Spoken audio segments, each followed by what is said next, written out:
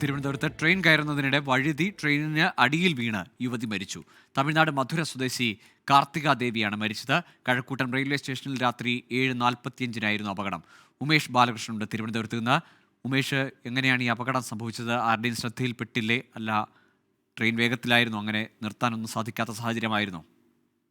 നിർത്താൻ കഴിയാത്ത സാഹചര്യമായിരുന്നു. അതായത് കഴക്കൂട്ടം റെയിൽവേ സ്റ്റേഷനിൽ നിന്ന് പുന്നൂർ മധുര പാസഞ്ചർ ട്രെയിനിലേക്ക് കയറാൻ ശ്രമിക്കുമ്പോഴായിരുന്നു ഈ അപകടം സംഭവിക്കുന്നത്.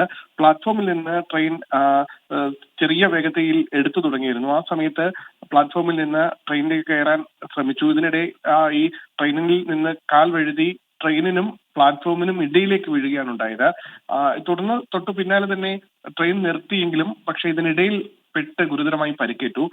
ഉടൻ തന്നെ തിരുവനന്തപുരം മെഡിക്കൽ കോളേജ് ആശുപത്രിയിൽ എത്തിച്ചെങ്കിലും മരണം സംഭവിക്കാനുണ്ടായത്. ഇത്തരത്തിൽ ഈ ന്യൂ ഇയർ ക്രിസ്മസ് അവധി ദിവസങ്ങളിൽ കഴക്കൂട്ടത്തേക്ക് എത്തി അവിടെ അവധി ആഘോഷിക്കാൻ വേണ്ടി എത്തിയതാണ്. അവധി ആഘോഷങ്ങൾക്കെല്ലാം ശേഷം ഇന്ന് മധുരയിലേക്ക് മടങ്ങിപ്പോകാനിരിക്കുകയായിരുന്നു. ഇതിനിടെയാണ് ഈ അപകടം സംഭവിച്ചത്. ഗോകുൽ. ശരി, മധുര സ്വദേശിയായ കാർത്തിക ദേവിയാണ് മരിച്ചത്. ട്രെയിനിനിടയിൽ വീഴുകയായിരുന്നു. പ്ലാറ്റ്ഫോമിൽ ട്രെയിനടിയിലേക്ക് വീണാണ് ഈ അപകടമുണ്ടായത്. കഴക്കൂട്ടത്ത് വെച്ചാണ് ദാരുണമായ സംഭവം.